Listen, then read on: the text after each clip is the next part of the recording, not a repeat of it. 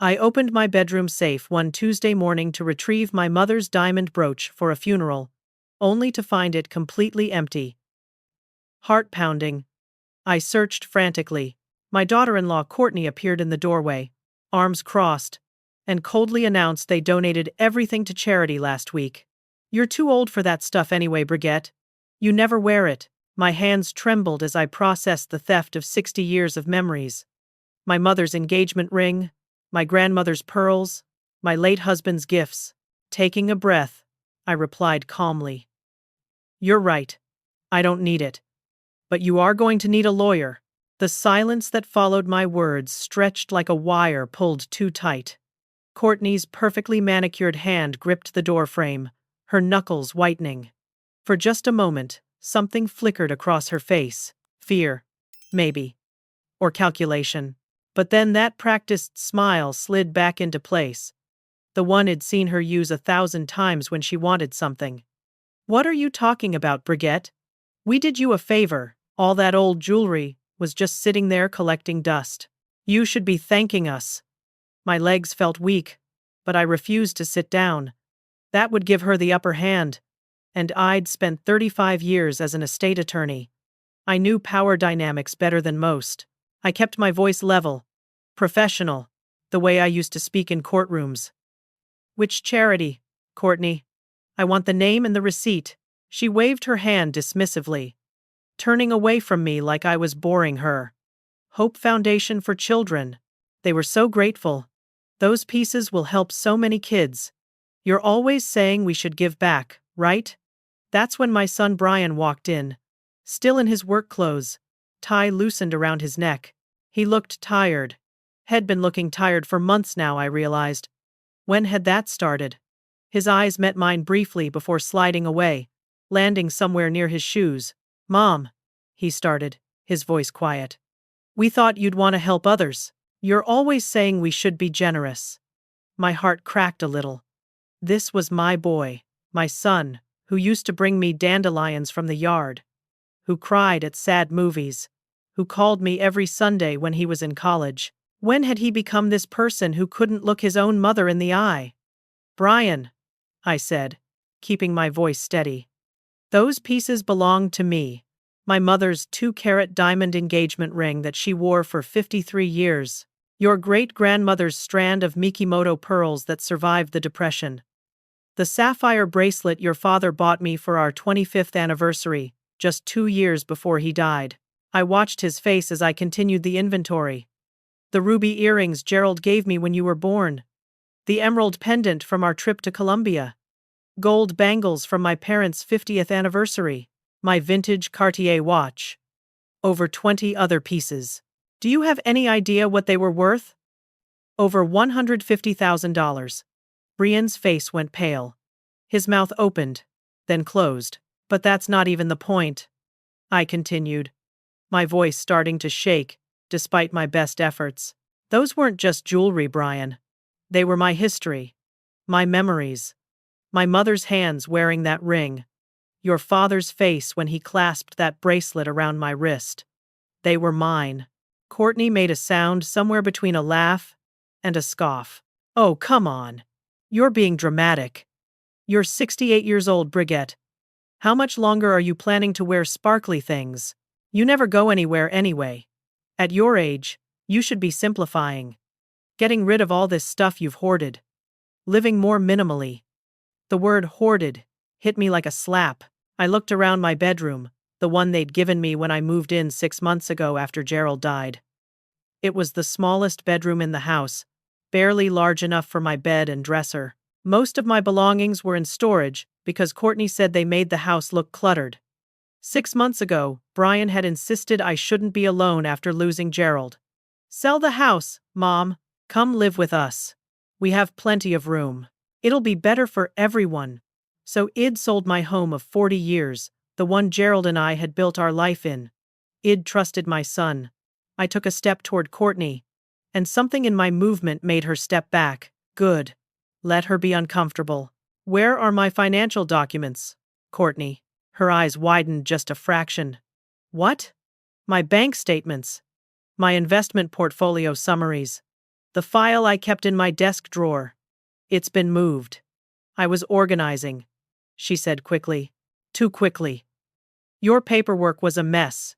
I put everything in order for you. And while you were organizing, did you happen to notice my substantial savings? Did you calculate how much I won't need for much longer anyway? The quote hung in the air between us. Courtney's face flushed red. I never said that. You said it to Brian 3 weeks ago in the kitchen. I was in the hallway.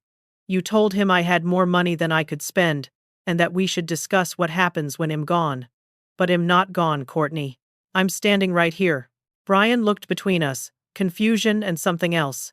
Something like dread, crossing his face. Courtney, what is she talking about? But I wasn't done.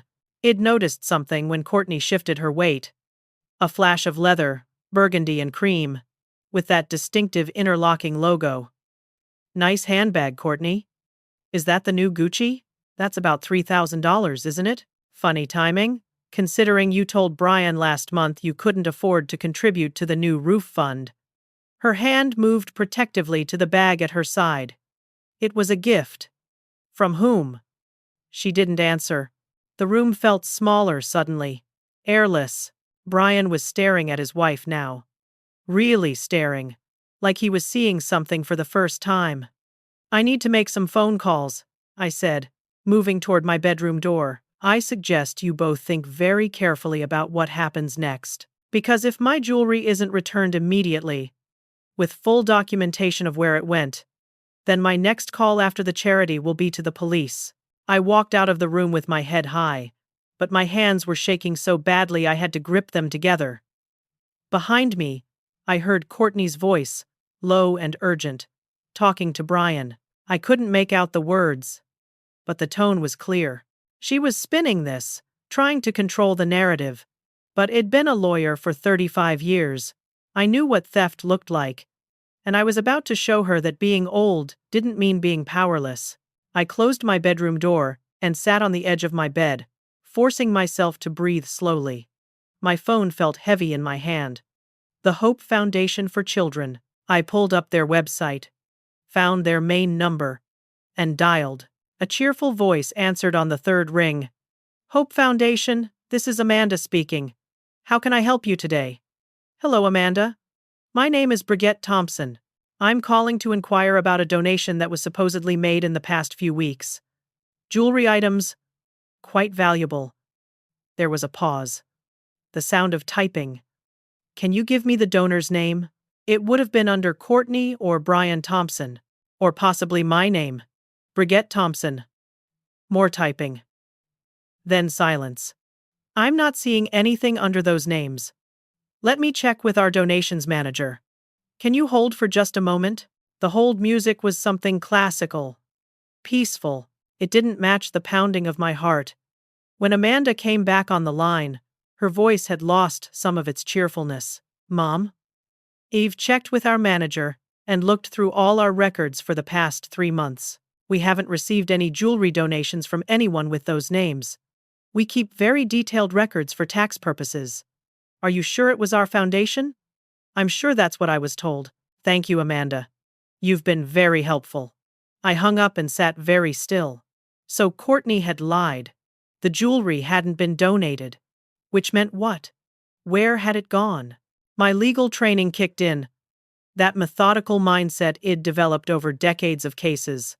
Document everything. Gather evidence. Build your case. I pulled out a notebook and started writing every piece I could remember.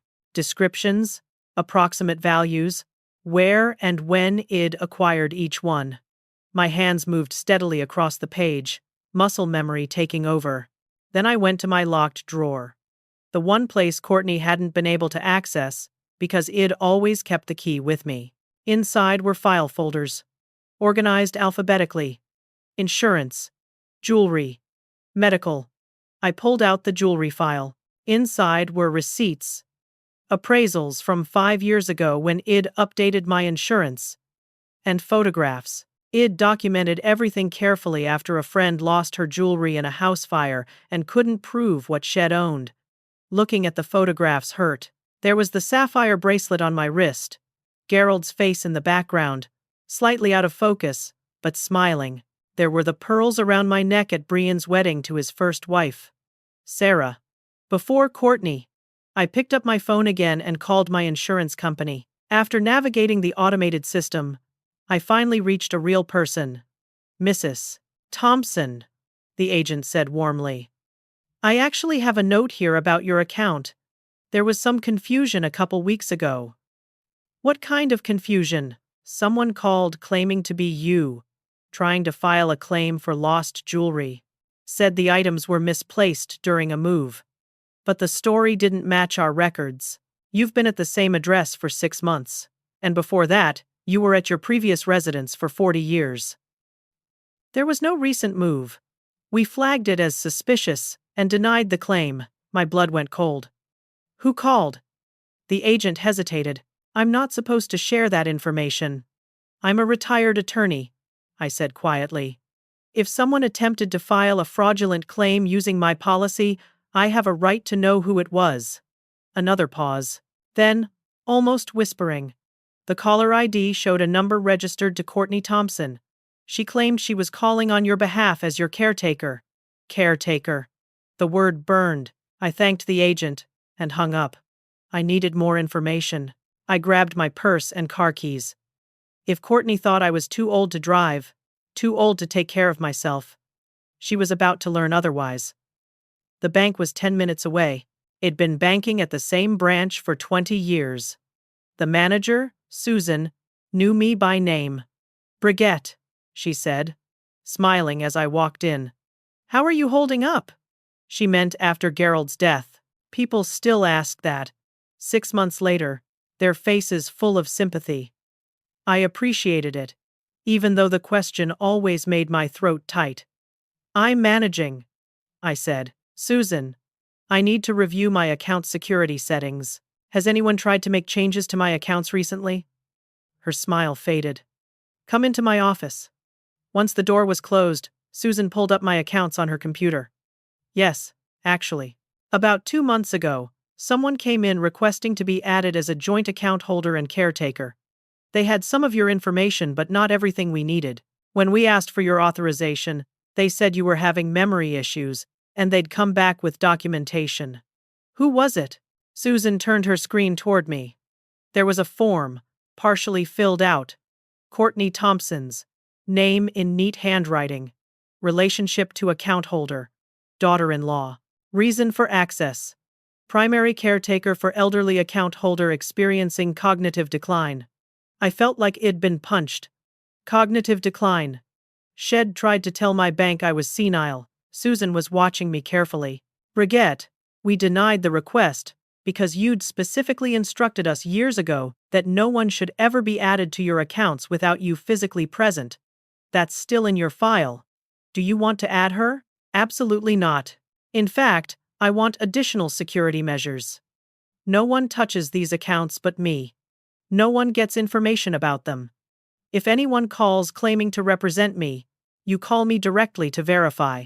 Susan nodded, making notes. Consider it done. Brigitte? Is everything okay? Not yet, I said. But it will be.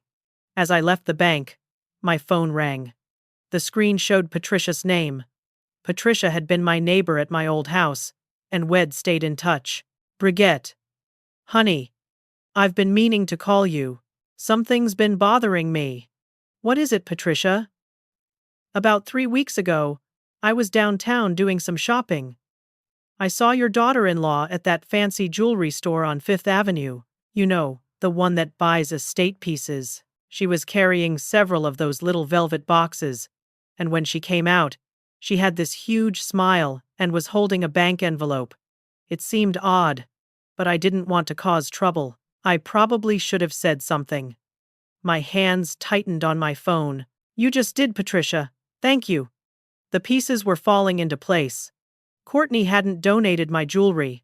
Shed sold it, and Shed tried to steal even more by accessing my bank accounts and filing false insurance claims. This wasn't just theft. This was calculated, planned, systematic. I sat in my car in the bank parking lot and made one more call. Thomas Riley. He was the son of my former colleague, Margaret. Had become a private investigator after leaving the police force. I'd referred clients to him over the years. Thomas answered on the second ring. Mrs. Thompson. Long time. I need your help, Thomas. And I need you to move fast. 3 days later, I met Thomas at a coffee shop across town, far from anywhere Courtney might see us. He slid a manila folder across the table, his face grim. You were right to call me, he said. This is worse than you thought. My coffee sat untouched as I opened the folder. Inside were printouts, photographs, bank statements, receipts. Thomas had been thorough. I tracked down the jewelry, he began. She sold it to 3 different places. There's a pawn shop on Westbrook Avenue that took some of the gold pieces. They gave her $12,000 for items worth at least $30,000. Then there's an estate jewelry dealer called Harrington's. They bought the sapphire bracelet, the emerald pendant, and several other pieces. $45,000. And finally, a private collector named Richard Emerson. He purchased the diamond ring, the pearls, and the ruby earrings. $35,000. I did the math in my head. $92,000. Not the full value of the pieces, but still a fortune. Where did the money go? Thomas flipped to another page. This is where it gets interesting. She deposited it all into an account at First National Bank. The account is in her name only. Not joint with your son. Just hers. So she didn't even share it with Brian. No. And there's more. Thomas pulled out another set of photographs. These were surveillance shots. Courtney, with a man who wasn't Brian. They were at a restaurant. Sitting too close. Holding hands across the table. In another photo, they were entering an apartment building downtown. Who is he? His name is Derek Paulson. Has a personal trainer at that gym on Highland Street. Courtney's been seeing him for about 4 months. I checked the apartment building. There's a lease in Courtney's name. Studio apartment, $1,500 a month. She's been paying for it from that secret bank account. I stared at the photographs. My son had no idea. He was working long hours, trusting his wife, and she was doing this, stealing from his mother to fund an affair. Thomas wasn't done. Here is what really concerns me. He pulled out more papers. These are printouts from Courtney's cloud storage. I have a contact who was able to access them. There are emails here, Brigitte. Correspondence with several elder care facilities. Memory care units. She's been researching how to have someone declared mentally incompetent. My mouth went dry. What? Look at this one. He pointed to an email. She's asking about the process for emergency placement, what documentation is needed, how to obtain power of attorney for someone with dementia. She even asked about facilities that don't allow visitors during the adjustment period. I felt sick. She wasn't just stealing my jewelry. She was planning to take everything. My freedom. My dignity. My entire estate. How much do you have in assets? Thomas asked gently. If you don't mind me asking. About $800,000 in savings and investments. Plus my life insurance policies. Thomas nodded slowly. That's what she's after. The jewelry was just the beginning. She was going to have you committed, get power of attorney, and drain your accounts. Once you were in a facility with no visitors allowed, no one would know what was happening to your finances. I thought of Brian, working late, trusting his wife to take care of his mother. He had no idea Head married a predator. There's one more thing, Thomas said. He pulled out a hotel receipt. She's been staying at the Riverside Hotel with Derek. Expensive suite, champagne, room service. She's spending hundreds of dollars a night. Your money, Brigitte. She's living it up on what she stole from you. I closed the folder. My hands were steady now. The shock had burned away, leaving something colder, harder. Determination. Can I use all of this in court? Thomas nodded. Every bit of it. You have proof of theft, fraud, adultery, and conspiracy to commit elder abuse. She's going away for this, Brigitte. But you need to act fast. If she suspects, She might destroy evidence or run. I need to move out of that house. Already ahead of you. Thomas slid another paper across the table. I found you an apartment. Quiet building. Good security. Available immediately. Month-to-month lease. You can move as soon as you're ready. How soon can you help me pack? Thomas smiled. The first smile I'd seen from him all morning. I can have a truck there tomorrow afternoon. When will they be out of the house? Brian works until 5. Courtney has a hair appointment at 2. She'll be gone for at least 3 hours. She never misses her standing appointment. Then tomorrow at 2:30, we move you out. Bring what matters.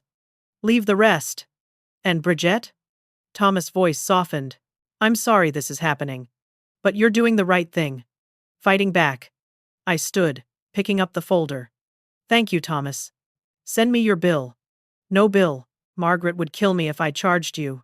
Just promise me you'll let me testify when this goes to trial. I want to see her face when the judge reads the verdict. I promised him I would. That night, I lay in bed in that house, listening to Brian and Courtney moving around downstairs. I heard her laugh at something. That bright, false sound she used when she wanted something. I heard Brian's quieter voice responding. Did he love her, or was he just comfortable, used to her, not seeing what was right in front of him? Tomorrow, I would leave. Tomorrow, I would start the fight. But tonight, I let myself grieve. Not for the jewelry, though I missed those pieces terribly. I grieved for my son, who'd been so thoroughly deceived, for the trust had placed in someone who saw him only as a tool, for the grandmother I might have been if Courtney hadn't come between us, poisoning that relationship before it could form. But grief could wait. Right now, I needed to be sharp, strategic. I'd spent my career fighting for other people. Tomorrow, I'd start fighting for myself. The next afternoon at exactly 2:30, Thomas pulled up in a rental truck. I'd spent the morning carefully packing my essential belongings into boxes I'd hidden in my closet. Clothes, photographs, important documents, my laptop, the locked drawer contents, everything that mattered. Patricia had come to help. Bless her. She'd driven over as soon as I called. Between the three of us, we had my things loaded in under an hour. I walked through the house one last time, looking at the space I'd briefly called home. It had never really felt like mine. Courtney had made sure of that. I left a note on the kitchen table. Simple, direct. Brian, I've moved out. I'm safe. We need to talk, but not while Courtney is present. Call me when you're alone. Love, Mom. Then I locked the door behind me and handed the key to Thomas. Take me home, I said. The apartment he'd found was small but bright, with large windows overlooking a quiet street. It was on the 3rd floor of an older building, with good bones. The landlord, an older woman named Ruth, met us there with the keys. 6-month lease, she said, handing me the paperwork. But you can stay longer if you need. I don't rent to just anyone. Thomas vouched for you, and that's good enough for me. I signed the papers and took the keys. It felt like the first decision I'd made entirely for myself in 6 months. That evening, I met with Margaret Chen. No. Wait. Margaret isn't a name I can use. Let me correct that. I met with Margaret Foster, my former law partner, and one of the best attorneys I'd ever known. She was 70 now, technically retired, but she still took cases that interested her. I'd called her from the apartment, and she'd come right over. She spread Thomas' evidence across my small kitchen table, reading through everything carefully. When she finished, she looked up at me, her eyes hard. This is airtight, Brigitte. You have her dead to rights. Theft, fraud, elder financial abuse. The affair gives you leverage too. And this plan to commit you? That's conspiracy to commit fraud and false imprisonment. Shez, looking at serious prison time. I want to file a police report. We'll do that tomorrow morning. First, we file for a restraining order. The evidence of financial exploitation is enough to get an emergency order. That means she can't contact you, can't come near you, and can't access any property with your name on it. And then, Then we file a civil lawsuit for the full value of the jewelry. Not what she sold it for, what it was actually worth, $150,000 plus damages. Well, also file the criminal complaint. Once the police see this evidence, they'll have to investigate. And Brigitte? She's going to lawyer up fast. She'll try to settle. But I need to know what you want. Do you want your jewelry back? Or do you want justice? I want both. Margaret smiled. That's my girl. Okay. Here is what we do. We contact the buyers. We have proof of ownership with your photographs and appraisals. We demand the immediate return of your property. Some will cooperate. Some won't. The ones who don't, we include in the lawsuit. We make this expensive for everyone involved. We make Courtney toxic. And we don't settle for anything less than full restitution and a criminal conviction. What about Brian? Margaret's face softened. That's the hard part, isn't it? Do you think he knew? I don't know. But I need to find out. The restraining order will protect you either way. If he was in on it, he's covered by the order too. If he wasn't, he'll need to prove it. I nodded. It hurt to think of Brian as possibly complicit, but I couldn't afford to be naive anymore. We spent the next 2 hours drafting documents. Margaret was efficient, thorough. By the time she left, we had a plan. Tomorrow morning, we'd file everything. By tomorrow afternoon, Courtney would know that I was fighting back. That night, I couldn't sleep. I kept thinking about that moment when Id opened the safe and found it empty. The violation of it. The assumption that I was too old, too weak, too helpless to fight back. Courtney had made a calculation. She'd looked at a 68-year-old widow and seen an easy mark. She'd calculated wrong. My phone rang at 6 in the morning. Brian's name on the screen. I let it ring twice more before answering. Mom? His voice was frantic. Where are you? I came home and you're gone. All your things are gone. What happened? We need to talk, Brian. But not on the phone. And not with Courtney present. Mom, you're scaring me. Did something happen? Did Courtney say something to you? Brian, I need you to listen carefully. Go to work today. Act normal. Tonight, after work, meet me at the Riverside Diner on Oak Street. 6 o'clock. Come alone. Don't tell Courtney where you're going. There was a long pause. Mom, what is going on? 6 o'clock, Brian. Explain everything, but you have to come alone. This is important. He agreed, though I could hear the confusion in his voice. I hung up and got dressed.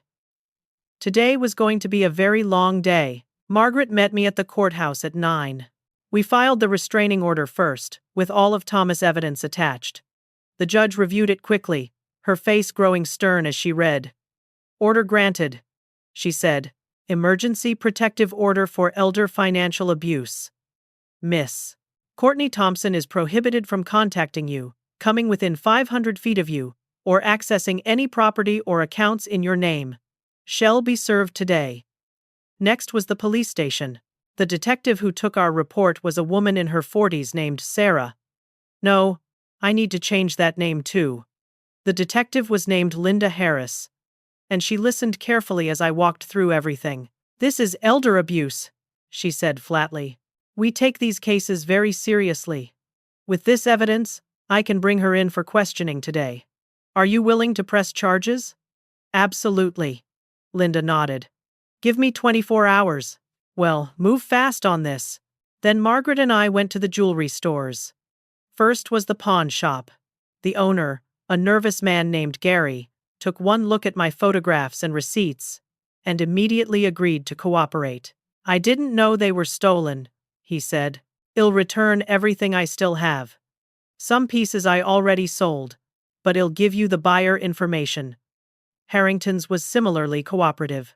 The owner, a dignified woman in her 60s, was horrified when I explained the situation. I pride myself on running an ethical business, she said. If I'd known these were stolen, I never would have purchased them. I still have most of the pieces in my vault.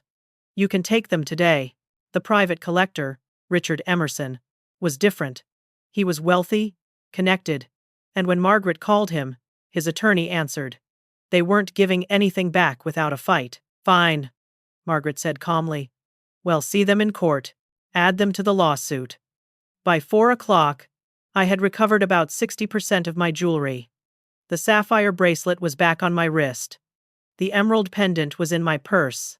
The ruby earrings sparkled in their original box.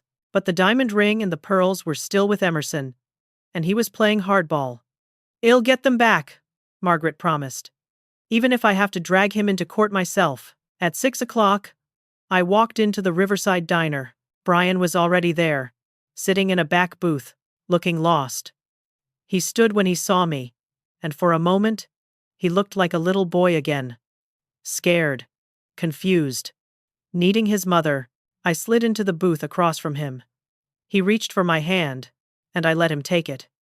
Mom, what's happening? Why did you leave? Courtney is losing her mind. She got served with some kind of restraining order today.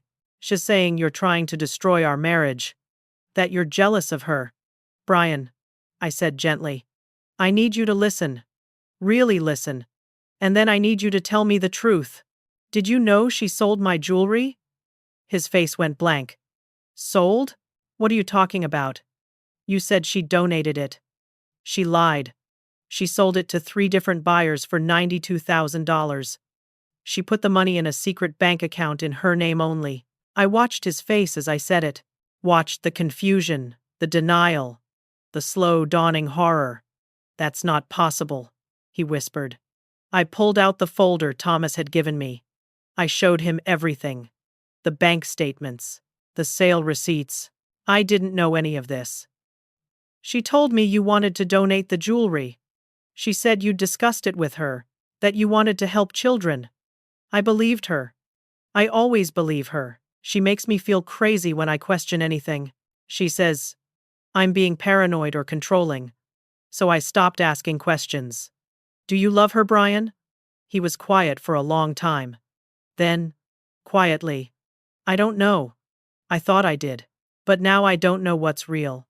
How could I love someone capable of this? What does that say about me? It says you're human.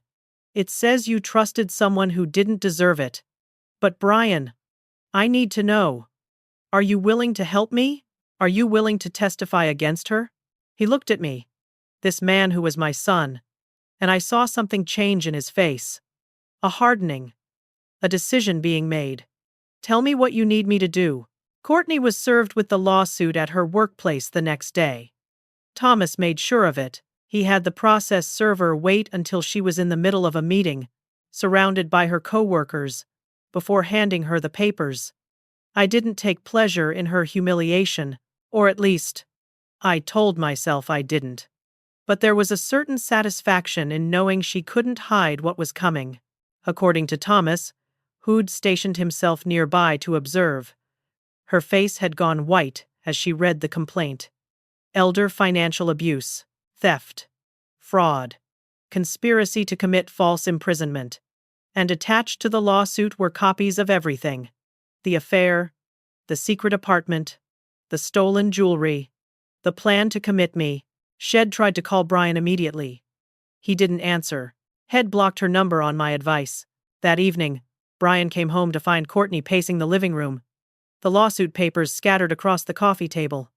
Head told me later what happened next, his voice hollow as he recounted it. Shed tried to explain it away, said I was being vindictive, that the jewelry donation was a misunderstanding, that the affair never happened, and those photos were doctored. Shed cried, begged, pleaded, and then, when none of that worked, Shed turned angry, screaming that Brian was choosing his crazy old mother over his wife, that I was manipulating him, that everything Shed done was to protect their future from my selfishness. Brian had listened to all of it, and then had gone to their bedroom, to Courtney's side of the closet, and found the locked box she kept hidden behind her shoes. The box Shed always said contained just old paperwork. Head forced it open. Inside were bank statements for the secret account, credit card bills for charges at expensive hotels, receipts from jewelry stores, and tucked at the bottom, A second phone. An older model Shed thought was hidden away. Brian had turned it on. The messages were all there. Months of conversations with Derek. Not just about the affair, though those messages were explicit enough, but also about me, about the plan, about how much money they'd have once I was in a facility and they'd drained my accounts, about how Brian was too trusting to notice anything, about how easy it was to manipulate him. One message in particular had broken him. Courtney had written, "Once the old lady is locked up, we can disappear with everything. Brian will figure it out eventually, but by then, we'll be long gone. Hess so pathetic he probably won't even press charges. He never stands up for himself." Brian had confronted her with the phone. Shed tried to grab it from him, and Head held it out of reach. That's when Shed said the thing that ended whatever love he might have still felt for her. "You're just like your mother. Weak. Useless. I never loved you. You were just my way to get to her money." Brian had called a locksmith right then, while Courtney was still in the house. Changed all the locks. Packed her belongings into suitcases and put them on the front porch. Called his lawyer, the one Head used for his first divorce, and filed papers immediately. Grounds: adultery and fraud. By the next morning, Courtney had retained her own attorney, a man named Richard Davis who specialized in defending white-collar criminals. He called Margaret within hours, proposing a settlement. Margaret had put him on speakerphone so I could hear. "My client is willing to return what jewelry can be recovered and pay restitution for the rest," Davis said smoothly. "In exchange, Mrs. Thompson drops the criminal charges and the restraining order. We can keep this civil." Margaret's response was ice cold. "Your client committed elder abuse, counselor. She systematically stole from a vulnerable widow, attempted insurance fraud, tried to access my client's bank accounts under false pretenses, and conspired to have her falsely committed to a care facility to gain access to her entire estate. Your client is also guilty of adultery, which affects the divorce proceedings. There will be no settlement that doesn't include full restitution, a criminal conviction, and prison time." Davis tried again. "Be reasonable. A trial will be expensive, stressful. Is it really worth putting an elderly woman through that?" I leaned toward the phone. "This elderly woman was an estate attorney for 35 years, Mr. Davis. I've tried over 200 cases. Don't patronize me. Your client gambled that I was too old and too weak to fight back. She lost that bet. See you in court." Margaret hung up, and we smiled at each other. Shed taught me well, years ago. Never settle when you have the upper hand. Never let them see you as weak. The police investigation moved quickly. Detective Linda Harris was thorough. She interviewed the jewelry store owners. She subpoenaed Courtney's bank records. She talked to Derek, who immediately rolled over on Courtney, admitting the affair and confirming that Courtney had told him about her plans for my money. The district attorney's office decided to prosecute. This wasn't just theft anymore. It was organized fraud, a pattern of deception designed to steal from an elderly victim. They charged Courtney with multiple felonies. A week after the charges were filed, Thomas called me with interesting news. "I think you should sit down for this," he said. "What is it?" I kept digging into Courtney's background. There was something that didn't sit right with me. So I expanded my search beyond the standard 7 years. And I found something. 7 years ago, in Arizona, there was a civil lawsuit. Courtney was sued by a woman named Helen Brennan. Helen's son had been married to Courtney. Helen alleged that Courtney had stolen jewelry and attempted to access Helen's finances. My God. Shay's done this before. The case was settled out of court with a non-disclosure agreement. That's why it didn't show up in a basic background check. But I found it through the court records. And I found Helen. She lives in Phoenix now. She's willing to talk to you. I called Helen that evening. She was 81 years old, and her voice was strong and clear. I knew that girl was evil the moment my son brought her home, Helen said. But he loved her. Or thought he did. 6 months after they married, my jewelry started disappearing. Little pieces at first, then bigger ones. She told my son I was losing things, that my memory was going. She tried to convince him I needed to be in a home. My son almost believed her. Almost. What stopped him? I hired a lawyer. I fought back. We caught her trying to sell my mother's wedding ring at a pawn shop. My son divorced her immediately. But her lawyer was good. They threatened to drag my son through a public trial, to claim he'd been abusive. All kinds of lies. We settled to make it go away. Gave her $50,000 to disappear and sign a non-disclosure. Biggest mistake of my life. I should have pressed charges. I should have made sure she went to prison. Because if I had, maybe she wouldn't have been able to do this to you. This isn't your fault, Helen, but would you be willing to testify? To show the pattern? There was no hesitation. Absolutely. I've been waiting 7 years for a chance to stop her. Tell me when and where. I'll be there. Margaret added Helen to our witness list. Courtney's lawyer tried to block her testimony, arguing it was prejudicial. The judge disagreed. Pattern evidence was admissible in fraud cases. The trial date was set. 3 months away. In the meantime, Richard Emerson's lawyer contacted us. Turns out Emerson didn't want to be dragged into a criminal case. He returned the diamond ring and the pearls, surrendering any claim to them. Smart man. I held my mother's ring in my hand for the first time in weeks. Felt the weight of it. Remembered her hands, wrinkled and spotted with age, but always strong. She'd worn this ring through poverty and plenty, through 2 wars and the loss of 2 sons. She'd worn it until the day she died. And then she'd passed it to me. You raised a fighter, Mama, I whispered to the empty room. And I'm not done fighting yet. Brian was seeing a therapist. He was processing the betrayal, the manipulation, the ways Courtney had isolated him from friends and family over the years, how she'd made him doubt himself constantly. He told me, during one of our weekly dinners, that he felt like he was waking up from a long sleep.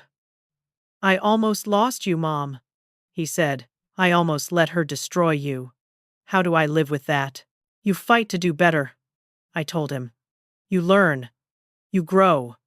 And you never let anyone make you doubt yourself again. The divorce papers went through. Courtney got nothing.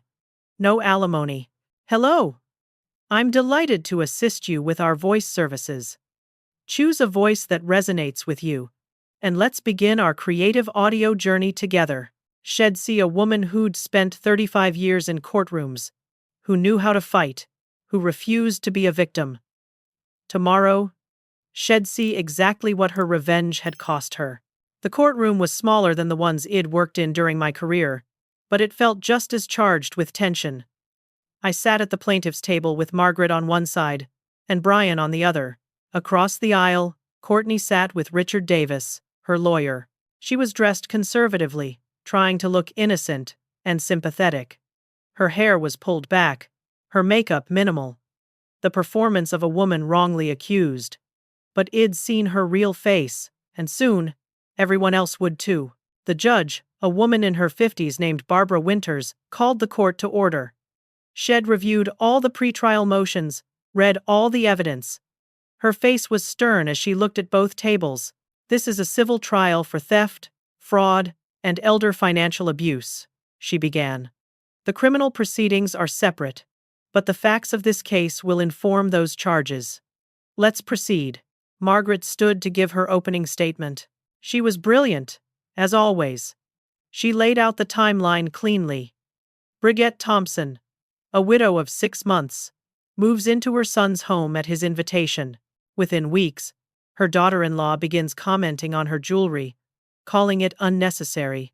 2 months later, the jewelry disappears. The defendant claims it was donated to charity.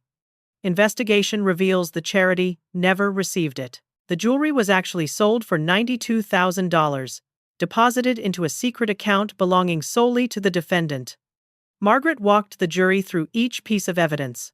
The sale receipts, the bank statements, the secret apartment, the affair, the emails about committing me to a care facility. She showed them the timeline of Courtney's attempts to access my bank accounts and file fraudulent insurance claims.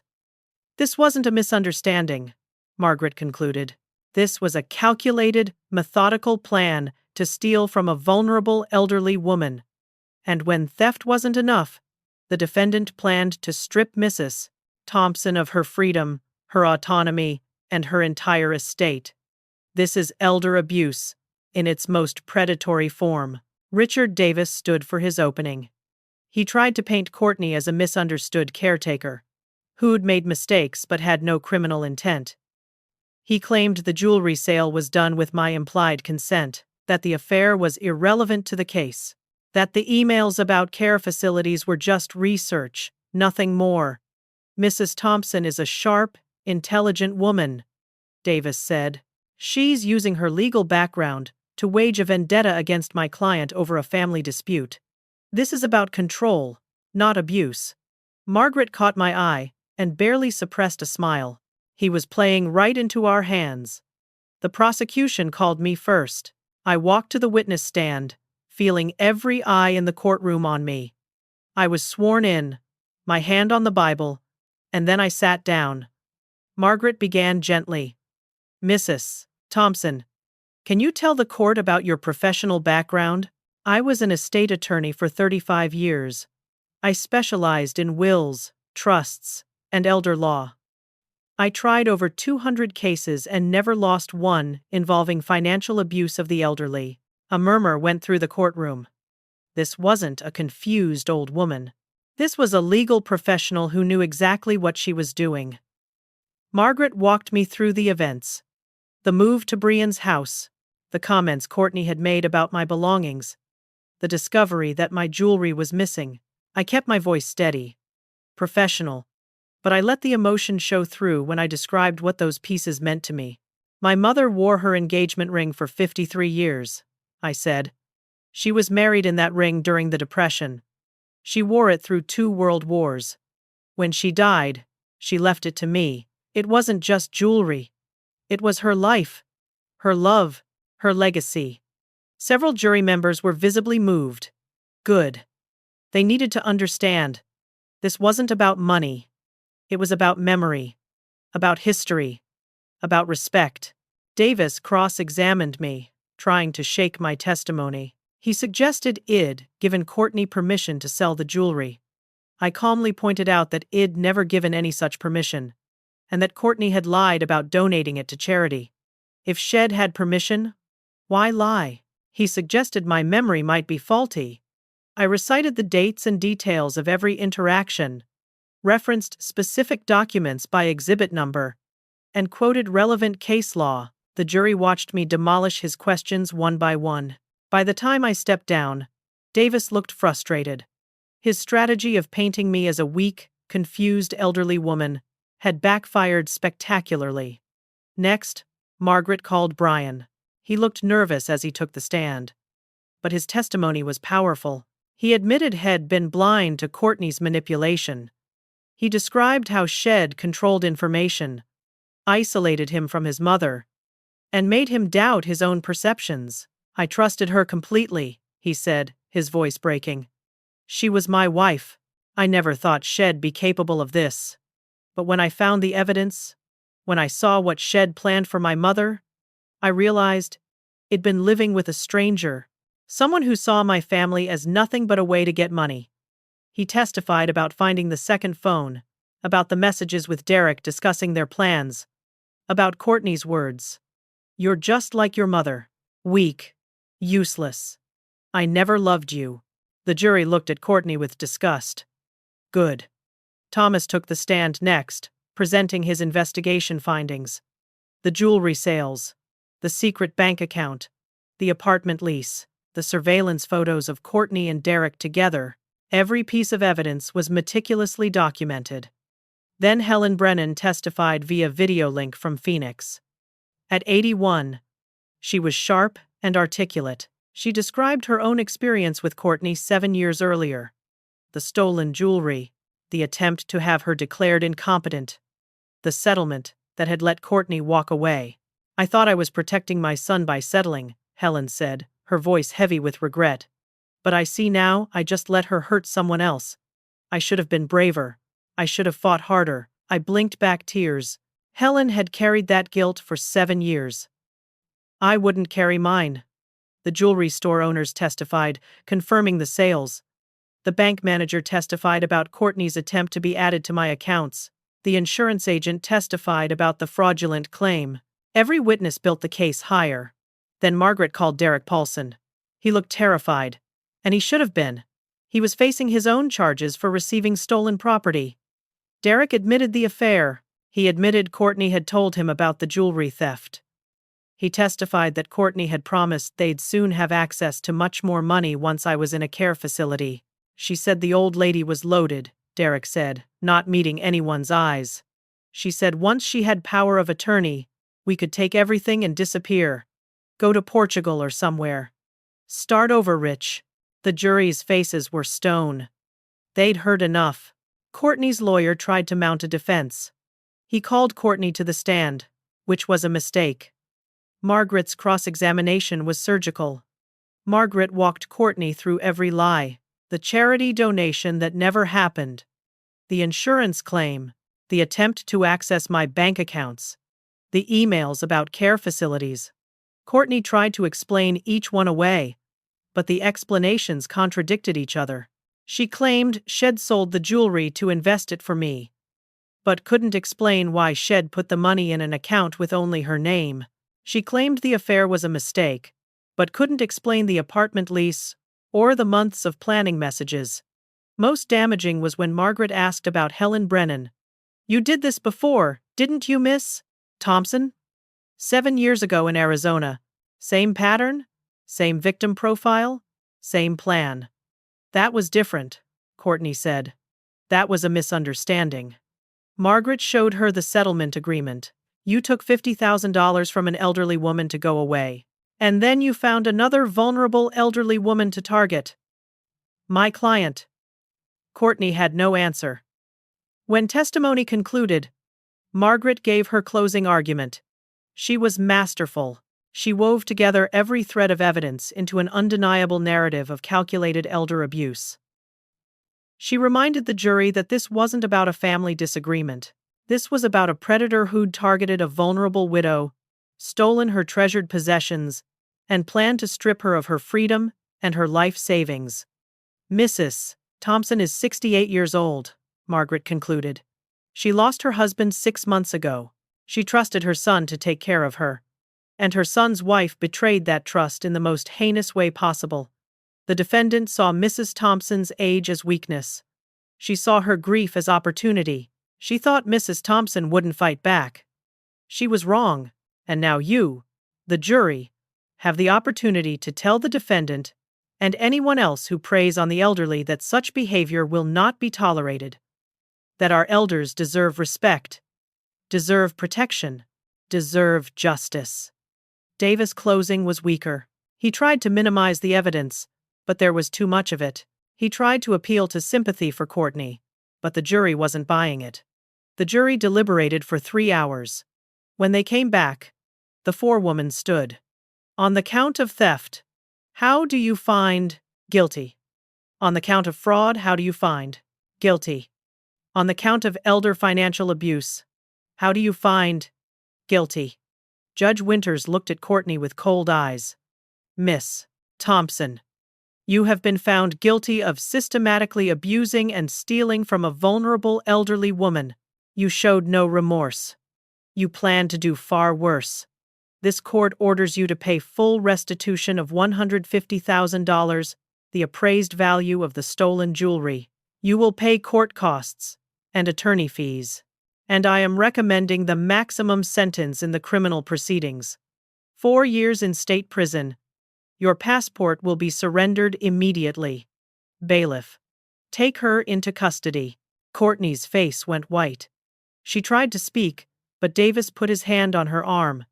The bailiff led her away in handcuffs. The courtroom erupted in applause. Judge Winters didn't stop it. She looked at me and nodded. Justice, her expression said. Brian was crying. Margaret was smiling. Thomas gave me a thumbs up from the gallery.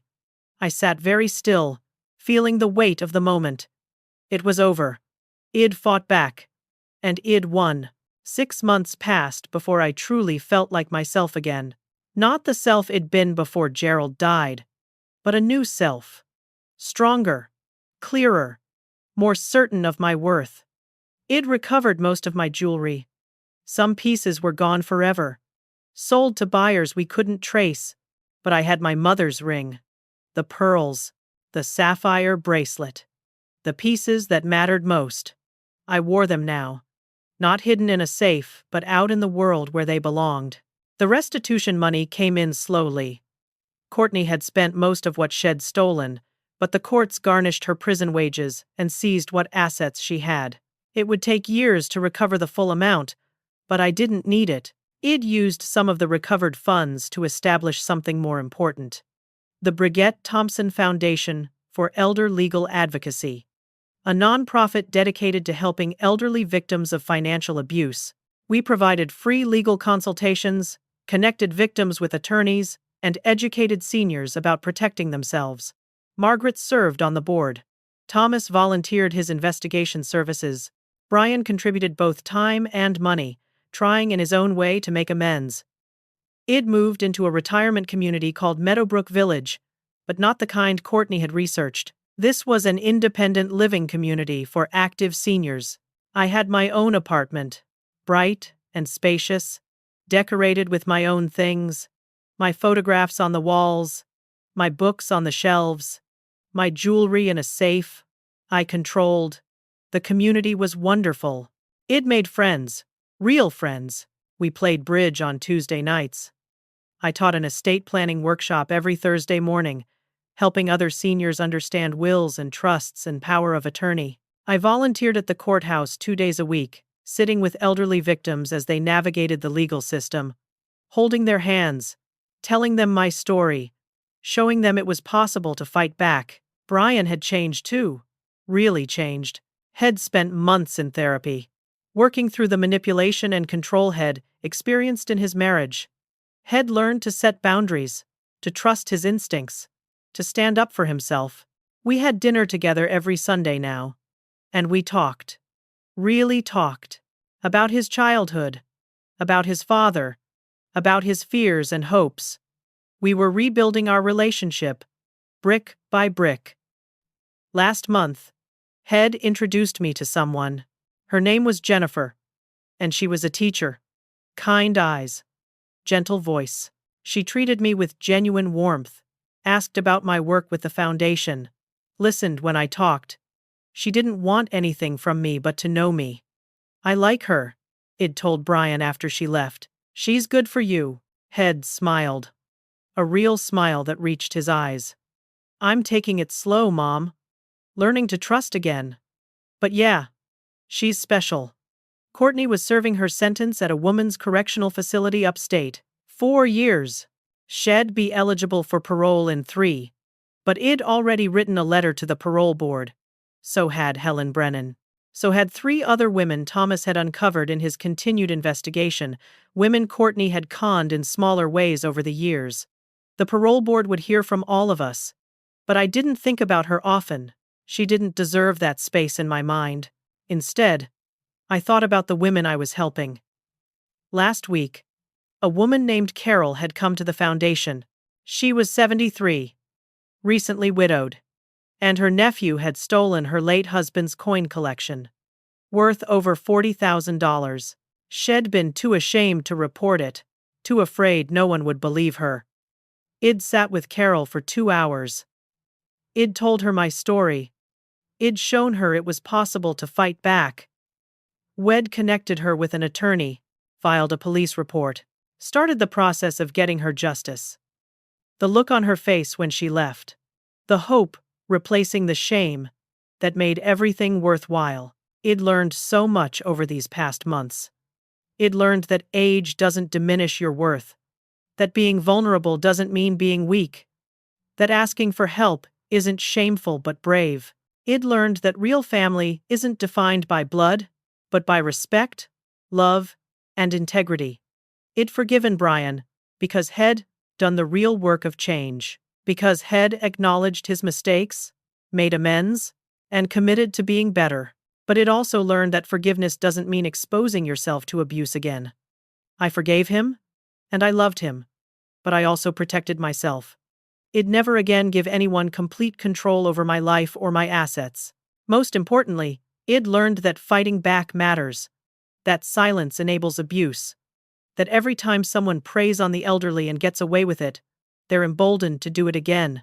By speaking up, by pursuing justice, I'd not only protected myself, but potentially protected others from becoming Courtney's next victims.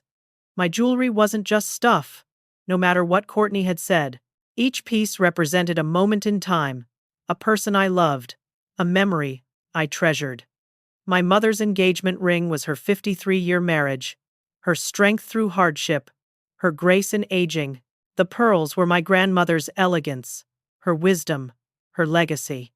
The sapphire bracelet was Gerald's love, his thoughtfulness, the life we built together. These pieces were my history, and anyone who told me I was too old to deserve them, too old to fight for them, too old to matter, was wrong. I stood in my apartment now, looking at a photograph on my wall. It showed me, Gerald, and a very young Brian at the beach. All of us sunburned and grinning. Simpler times, happier times. But I didn't want to go back to them. I liked who I'd become through this trial. Someone stronger. Someone who knew her worth. My phone buzzed. A text from Margaret. Another victim needs help. Are you available tomorrow? I typed back immediately. He'll be there. There was a knock at my door. Brian, arriving for our Sunday dinner. I opened it, and he hugged me. A real hug, full of warmth and gratitude. Jennifer's in the car, he said. I hope it's okay I brought her. She wanted to see you again. Of course. I kissed his cheek. Set another place at the table. As I moved around my kitchen, preparing dinner, wearing my mother's ring and my grandmother's pearls, I felt something I hadn't felt in a long time. Peace, not the peace of surrender, but the peace of knowing I'd fought for myself and won. The peace of knowing my voice mattered. The peace of knowing I'd made a difference. That night, after Brian and Jennifer left, I sat down at my laptop. I'd been asked to write an article for a legal magazine about protecting elderly rights. The words flowed easily now. You are never too old to fight for yourself, I typed. Your memories, your dignity, your life matter at every age. Stand up, speak out, and never let anyone tell you you're too old to deserve respect. Being elderly doesn't make you vulnerable. Silence does. And I refused to be silent. That made all the difference. I saved the document and closed my laptop. Tomorrow, another victim would call. Another Carol who needed to hear that fighting back was possible. And I'd be there to help her find her voice. Because that's what we do. We fight for ourselves. We fight for each other. And we never, ever accept that age makes us disposable. I touched my mother's ring, feeling its familiar weight. You taught me to be strong, Mama. And in passing that strength on. Outside my window, the sun was setting over Meadowbrook Village. The sky was painted in shades of orange and pink, beautiful and fierce. A new day would come tomorrow. And I'd be ready for it. I'd spent 68 years learning how to be strong. And I was just getting started. Now I have a question for you. Have you ever had to stand up for yourself or someone you love when everyone expected you to stay quiet? How did you find the courage? I'd love to hear your stories in the comments below. Your experience might help someone else find their strength. If this story touched you, please hit that like button. Subscribe to hear more stories about courage, justice, and never giving up. And share this with someone who needs to hear that they're never too old to fight back, that their voice matters, no matter their age. Thank you for listening to my story.